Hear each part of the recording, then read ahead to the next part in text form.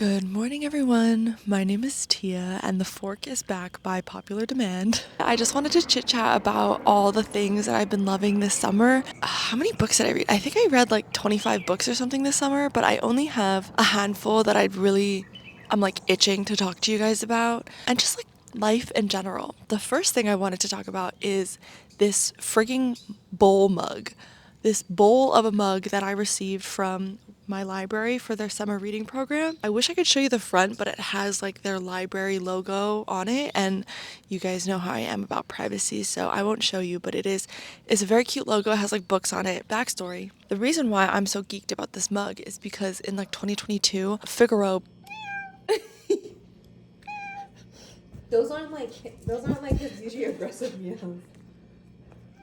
broke my favorite mug of all time. It was this Starbucks Beijing China mug that my dad got when I was maybe 10 years old. And so that one went a long way. I stole it from my dad when I was like 12. I used that one every day for probably 10 years. I perfected my homemade cup of coffee in that specific mug. And in 2022, Figaro was like running away from Hero, and he jumped on the counter and he landed on our dish towel.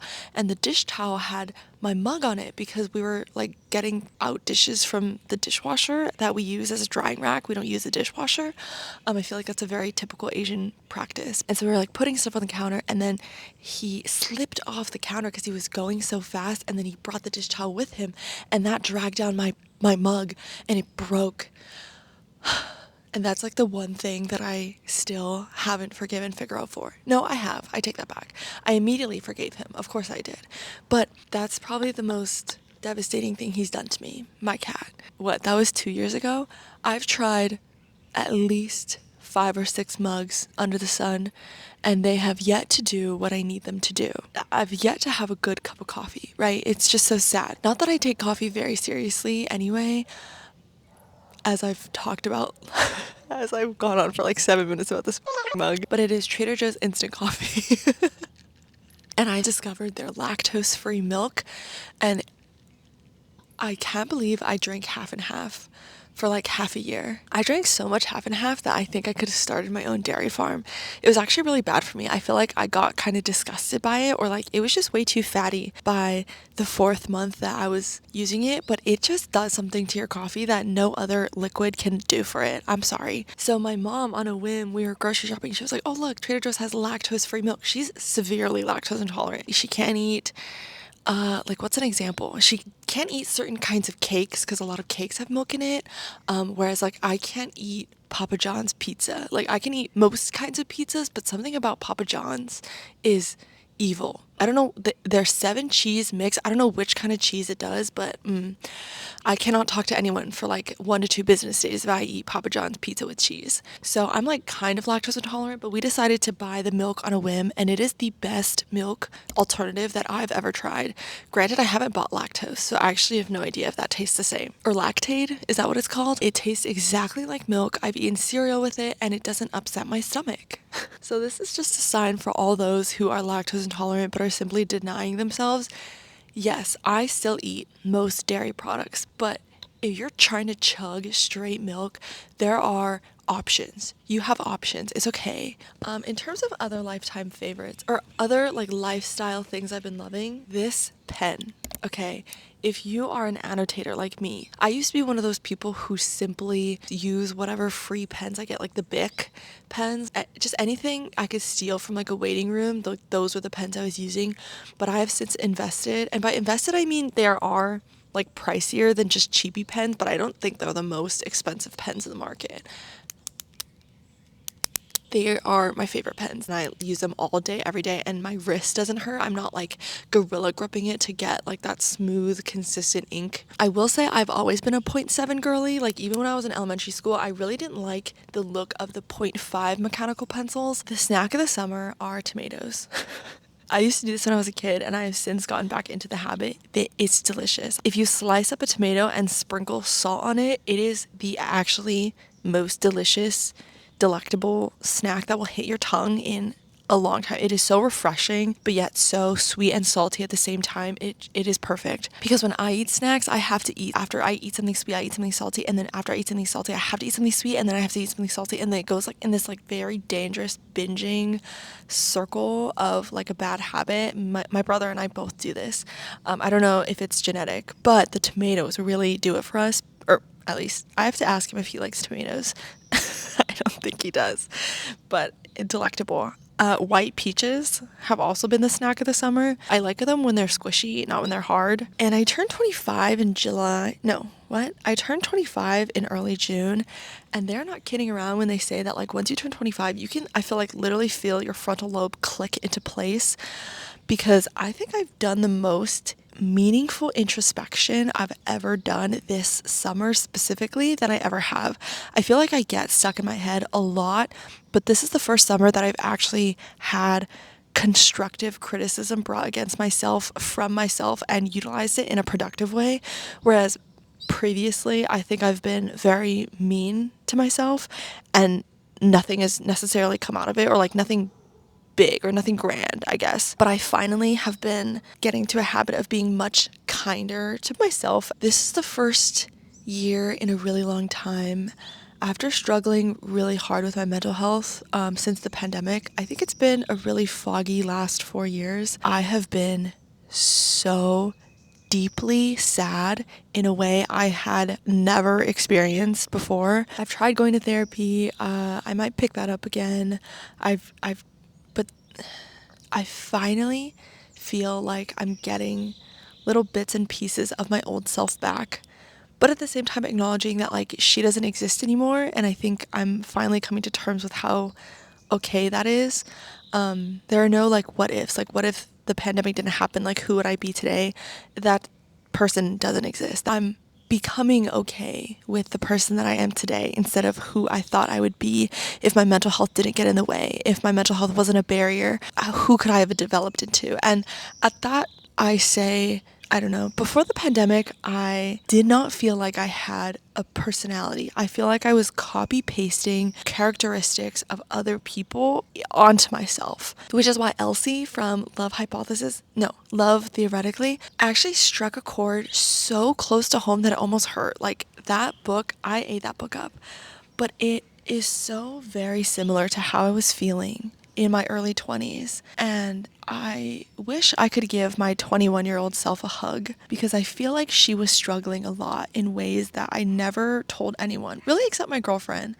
And I've since started to have kind of more conversations about how I feel and how lonely it is to be in your 20s. You know, I've watched those videos of like, watch this if you're feeling lost in your 20s. And this sentiment is universal, unfortunately. So if you have been feeling really down similarly, or if you also feel like you don't have a personality, I think it's been so much better for me, partly because I explored what I like outside of academics. I feel like I used to be an An Liang main character. Oh, I can stick the fork between my knees. In that, like, academic validation was the only way that I felt successful. I guess I just knew I needed to be good at school because I didn't feel like I was good at anything else. So like I did okay in high school, but I didn't do that well. I went to a very academically inclined high school. So like a lot of kids went to Ivy Leagues and I went to community college, which is not a bad thing. I actually liked community college more than UCLA, but I feel like that's a whole other video. But I decided not to go from undergrad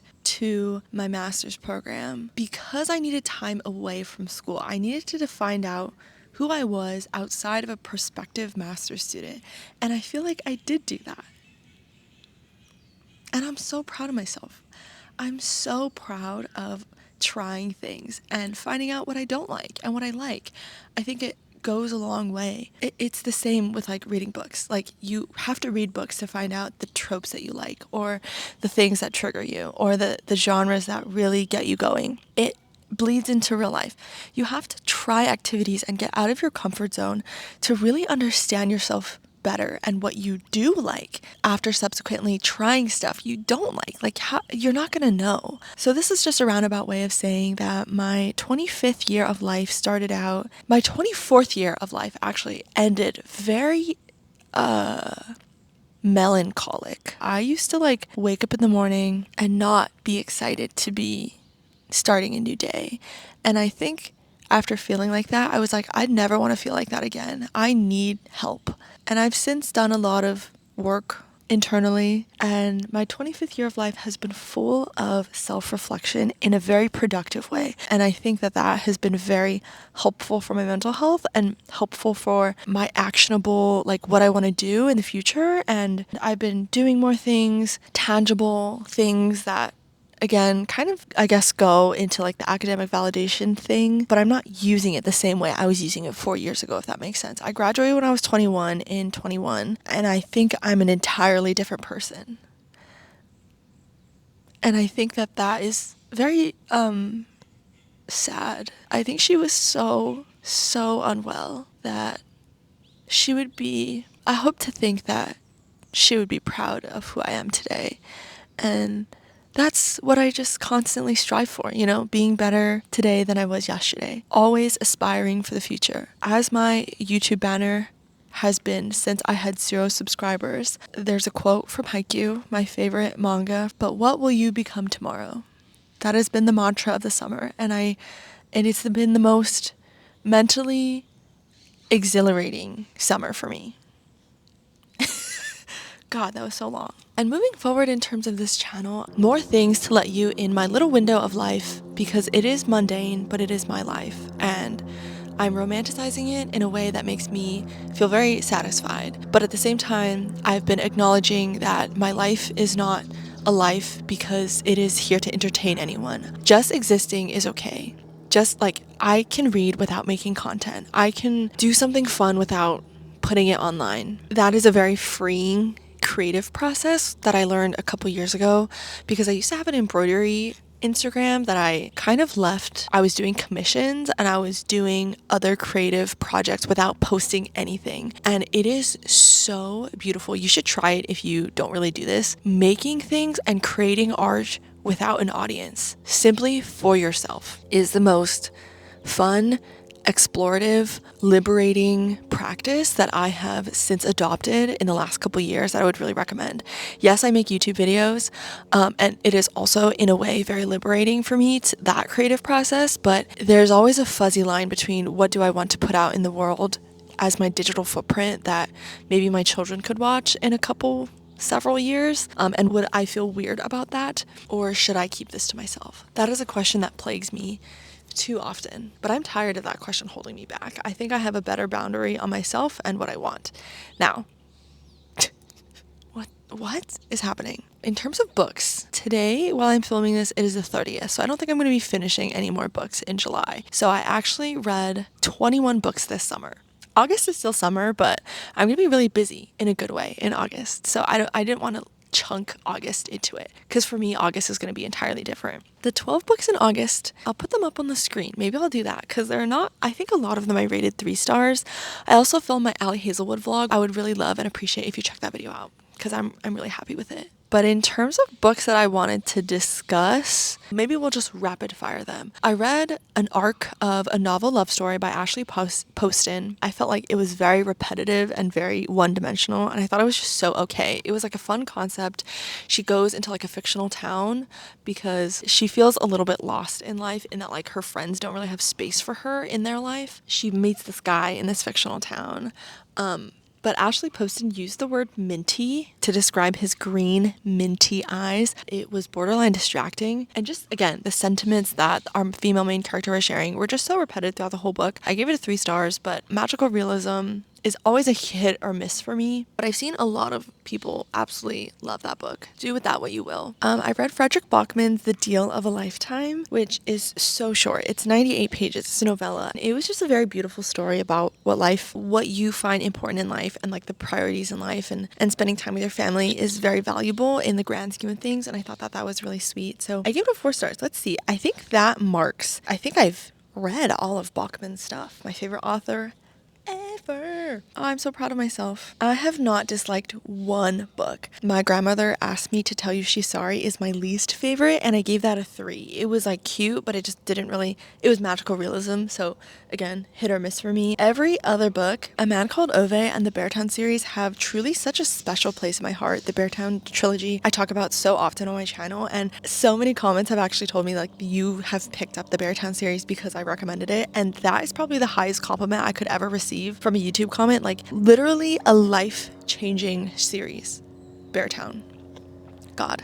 And if you've ever picked up a book because of me and enjoyed it or also not enjoyed it, I would love to know in the comments if you are a YouTube commentor. I just find it very valuable. And also, I didn't forget about our potential Fable book club. I don't know what it is about forcing myself to do things that it ends up, I mean, that I feel like that's a very human nature thing. But once you have to do something or once it becomes an obligation, it sucks the fun out of it. So like, for example, I have wanted to start a book club with you guys, and I would love, like, I love buddy reads, so a book club would be literally such a fun thing to do together.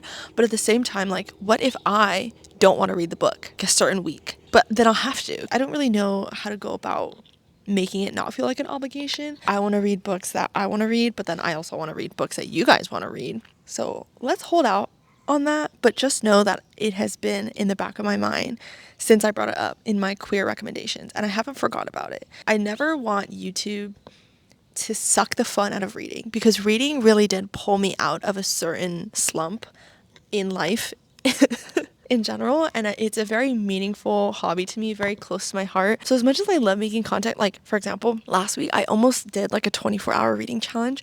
Thank God that I didn't, because that just sounds miserable. I've only pulled like 3 or 4 all-nighters in my life, and 2 of them were in high school. They're fun to watch, they really are, but I think it would just make me miserable. And I was like, wait, why am I doing this? So it ended up not working out because I fell asleep, of course. Anyway, what was the freaking point of this? Oh, What the Living Do. I wanted to show you guys this poetry book. My mom, my beautiful mom, bought it for me for my birthday because I took her to the last bookstore in LA. Like, I got a little stamp from them. It was a used copy, so this was only $5, and she so kindly bought it for me because it was my 25th birthday. My mom and I got to spend that together. We spent the morning together, which was really fun. And what did I give this? I think I gave this, a 4 stars. I liked this so much more than Magdalene, her other poetry collection, which I read that one first because it has the poem The Landing, which is one of my favorite poems ever. I have a quote of it written on my wall. That collection was a little bit more like religious than I could resonate with.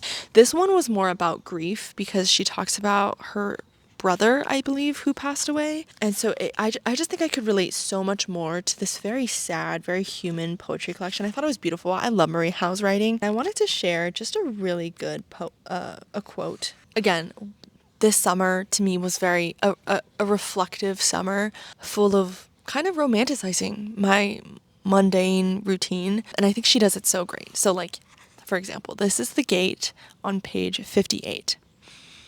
"This is what you've been waiting for," he used to say to me. And I'd say, "What?"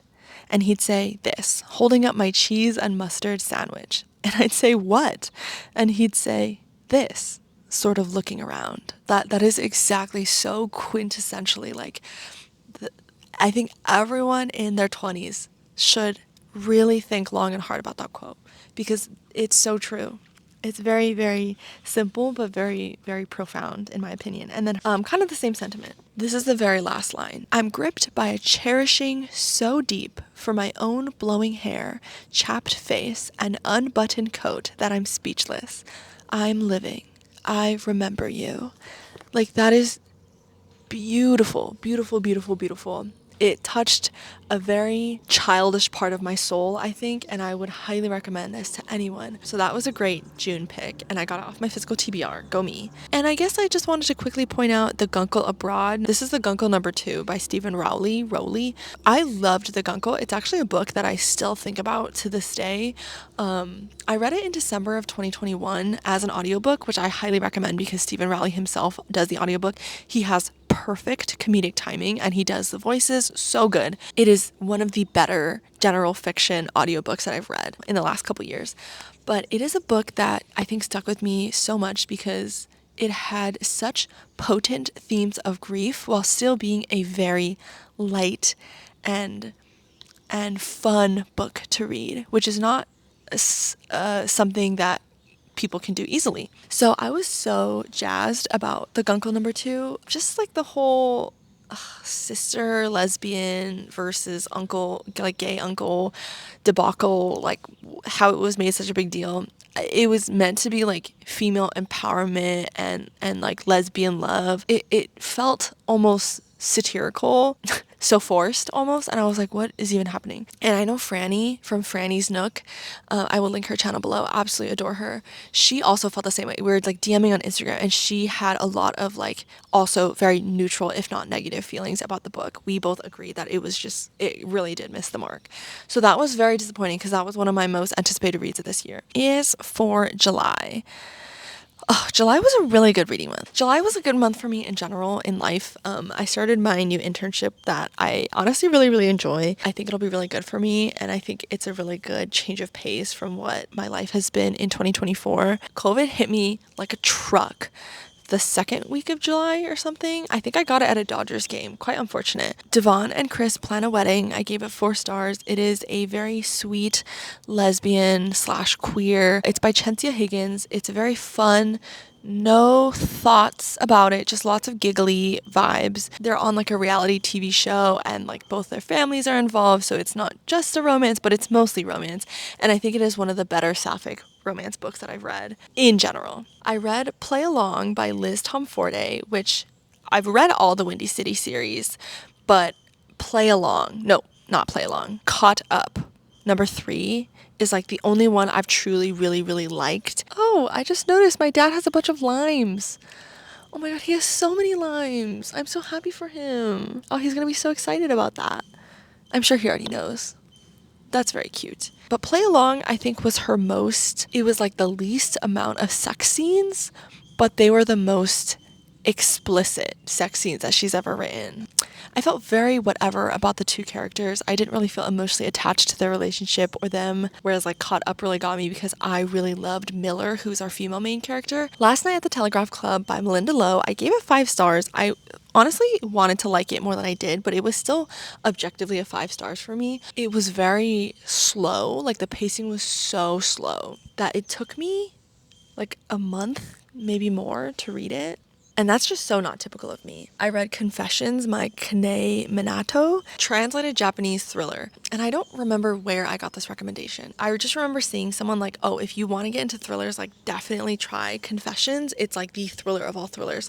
Because it was first published in 2008, so it's been a hot second. And I gave it 5 stars because, oh my god, this is so intriguing. It was a book that I could not put down. Granted, I did have COVID, so there was literally nothing else to do but listen to audiobooks while I was like sitting outside and like self-isolating. Every single chapter is from a different POV, and that's what really grips you, I'd say.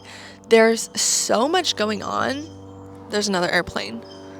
Every single person is flawed so deeply, and it is so interesting to read about. I rated it 5 on Goodreads, and then I got a Goodreads comment from Camilla, I think, who I really love being a Goodreads friend from her. She's very interactive, which I really like. She said like, oh, I've heard there are like transphobic elements to it. And I was like, oh my gosh. And I think like COVID brain, or like it was the first chapter, so I noticed it, and then like so much else was going on that I truly, like, this doesn't sound good, but I think I forgot, because I looked back and I tried to do some research. I was gonna borrow it again from the library, but the audiobook, it was like a couple weeks wait, so I was like, oh, I can't do that. Unfortunately, there is some transphobic language and misogyny. I couldn't really find too much about like if the author is problematic like that, or if it was like a reflection of the Japanese outlook on trans people in the early 2000s. But unfortunately, yes, there is misgendering in chapter 1. It was a really weird, gross book, but I rated it very highly. I'll probably dock it down to 4. I've never read a book with the narrative like that. I ended off July with honestly a bang. Little Rot by Ikweke Emeze. I got an ARC from Riverhead. Riverhead, I adore you. It's all worn out because I read this in like a day, basically, sitting at the pool, eating my tomatoes. First, I need to talk about the content warnings. There is, I believe in chapter 2, it is so difficult to read. The scene is disgustingly graphic. You have to go into, like, I don't read blurbs, let alone trigger warnings. So it was like, had to put the book down, had to take a breather, paused for a little bit, then picked it back up. But it is so integral to the discussion of who is in the right and who is in the wrong, and if we are at all, if any, like if anyone is in the right. I have so many tabs. This book is truly train wreck you can't look away from. There is so much queer yearning in this book. I think that's the thing that stuck out to me the most. There is so much queer yearning in this book that is actually through the roof. The concept of power and what it means to people of different societal classes and people with different privileges. There are sex workers in this book. There is a trans woman in this book. There is people who are very confused about their sexuality. There's so much to discuss. There's so much to unpack. But let's find a quote that I really like. For example, this is a male character observing a conversation between his best friend, who is also a man, and just a random woman who is employed by said best friend. "I don't have time for this," snapped Ahmed. The girl shrank back from the serrated razor of his voice, and Kalu, who is the person, we are in the POV of Kalu, okay? And Kalu wanted to console her, to tell her that Ahmed was just worried, that he was always sharp when worried. "You should notice these things," Kalu wanted to say, but his tongue felt like foam expanding in his mouth. "You should notice these things if you love him." Oh my god, there's so much of that, and I would love to hear your thoughts if you've read this. I also read Monstrillo, I'm trying to roll my R, but I can't, by Gerardo Cordova. Monstrillo. Yeah, you can make fun of me if you want about how I said that, but I'm trying. It is a literary horror book that Jillian and I buddy read. A little kid, Santiago, he passes away, and his mother here's a legend, a folklore legend of being able to regrow a person from a body part. She cuts out her son's lung after he has passed and grows, and this is not a spoiler, this is the premise of the book, and she grows it into a monster boy. I will say that the ebook doesn't have chapters. It's literally just one whole file of a book that I got from my library. It's not oh, go to chapter 1, go to chapter 4. It's oh, in 3 hours you'll be done with the book. So good luck buddy reading that. Good luck not just absolutely blasting through this book, just so you don't have to deal with the logistics of not having the chapter names. There was a lot of queer exploration, or Jillian coined it as queer fluidity, which I also really loved. I didn't really think about it like that, but absolutely the queer aspects are absolutely not a big deal in this book, which again, I love when books, the characters just happen to be queer, but they're also dealing with a bunch of other stuff. It's not focused on the LGBTQ plus themes. It was so interesting, and the ending I thought was perfect. I gave this a 4 stars just because I didn't feel that 5-star feeling, but probably one of the best books that I've read this year. And I think I'm gonna go back to my roots of reading multi-genre, because in my mid-year wrap-up, every single book that I mentioned was a romance, which makes me feel so what? I just don't usually do that. I usually read lots of different genres, and I'm not proud of it. That's just how I like to read. But I guess earlier this year, I needed an escape, so I was going to romances a lot. But I really want to read different genres because I think I'm most intrigued by stories that have a little bit of romance in it, but are not romance focused. So the last book I want to talk about is a book that I got in the mail by Andrews McMeel Publishing, which I'm kissing the intern on the cheek, whoever saw my email, or whatever marketing person saw my email and sent this to me in a week of getting an email. I want to say truly thank you so much, because this book being in my hands and me being able to read it early, I've already started, is such a joy for me. This is Bodies of Bad Monster by Rowan Perez.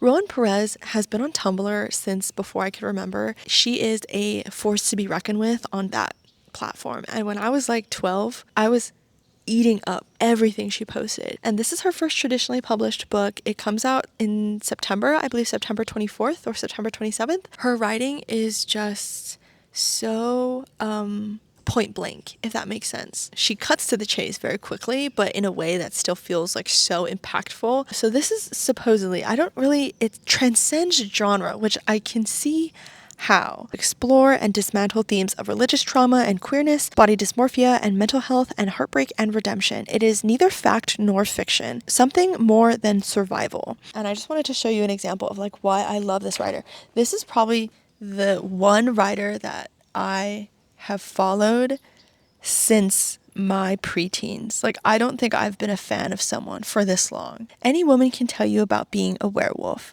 Ask her about having fur. Ask her about having too much howl. Ask her about the fountain of her mooning, miserable loneliness. Ask her what it is like to want something so loudly that she turns feral for it. Ask her about the last time she felt something build inside of her, vicious, angry, lonely.